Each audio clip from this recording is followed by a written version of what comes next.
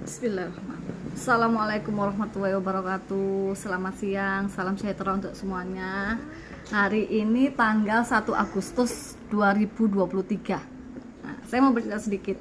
Ini saya mau kasih pemberitahuan ke Pak Kapolri ya Pak ya. Saya mau melaporkan ke Pak Kapolri. Tadi pagi saya sempat adu mulut Pak di Satlantas Gresik, Jawa Timur. Ya, tempat domisili saya. Ya Pak ya. Tadi itu saya mau mengantar anak saya, mengawal anak saya. Kenapa sampai 13 kali kok nggak lulus-lulus? Ternyata himbauan dari Pak Kapolri kemarin tidak diberlakukan. Jadi saya tuh tadi sempat mau menemui kasat lantasnya. Setelah saya lihat anak saya tidak diluluskan lagi untuk ke-13 kalinya, saya tadi mau nemuin kasat lantas, tapi tidak diperkenankan. Ditanya sama anggotanya, Ibu sudah ada janji. Dari siapa? Dari Bu Marita, saya bilang. Ibu sudah ada janji? Saya bilang belum. Oh, saya tepukan dulu ya Bu ya. Ternyata alasannya Pak kasat lantasnya tidak ada di tempat. Berarti kasat lantasnya sering bolos dong Pak, ya kan? Sering tidak ada di tempat, berarti kan tidak profesional, tidak datang tepat waktu gitu loh. Nah, kembali lagi ke SIM ya Pak ya. Anak saya ini 13 kali Pak. Anak saya nggak mau anak saya jadi pemain sirkus setelah lulus dari uji SIM. Ya, ternyata himbauan dari Pak Kapolri kemarin nggak dipakai Pak, aturannya masih sulit. Nah, tadi saya ngamuk saya di sana. Pada akhirnya nanti saya dirangkul dari salah satu anggota di sana. Bu, mari Bu, komandan saya mau ketemu. Nah, akhirnya tadi saya ketemu Baur SIM-nya, namanya Pak Chandra.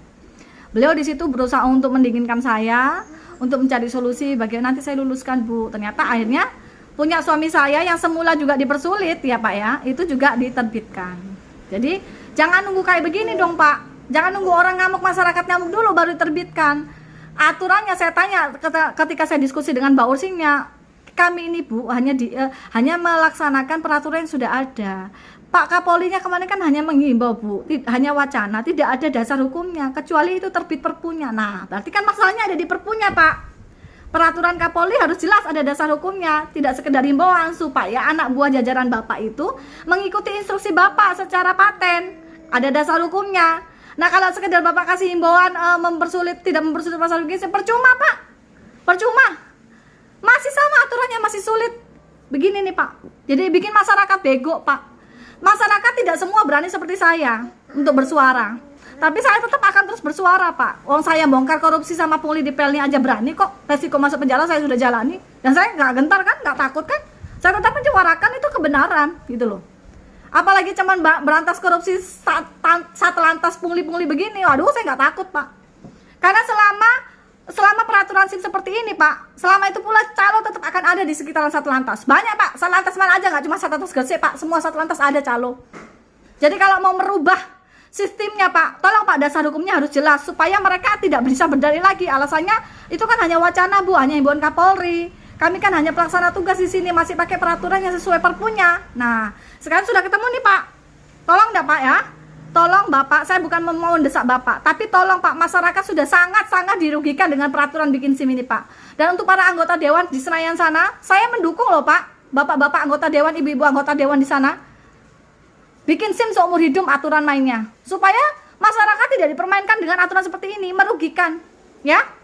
Itu aja Pak, sekedar saran dari saya. Kalau Bapak ingin institusinya Bapak berubah, tidak ada istilahnya praktek di bawah meja di Satlantas sana pungli-pungli, ya Bapak harus ubah aturan mainnya. Tidak seperti ini lagi. Dan Bapak harus dengar masyarakat yang kritis seperti saya. Bapak harus dengarkan orang-orang seperti saya. Karena saya tidak punya kepentingan Pak. Saya tidak punya kepentingan.